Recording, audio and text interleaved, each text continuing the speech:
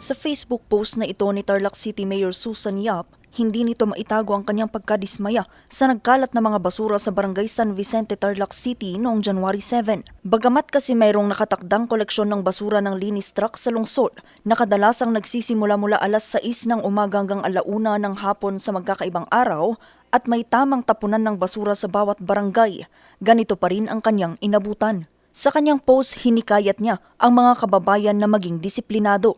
Ginawa na ring 2 beses sa isang linggo ang schedule ng pagkuha ng linis truck sa mga basura sa bawat barangay. Sa iba pang balita ngayong araw naman January 8, matagumpay na naisagawa sa Barangay San Rafael ang libreng anti-rabies vaccination para sa mga aso at pusa. Umabot sa 341 na alagang hayop ang nabakunahan, kung saan 108 sa covered court at 161 naman sa Sitio Tavern. Patunay ito ng epektibong pagtutulungan ng pamahalang lungsod at barangay sa pagpapanatili ng kalusugan ng mga alagang hayop at sa pagprotekta sa komunidad laban sa rabies. Vanessa Bugtong, RNG News.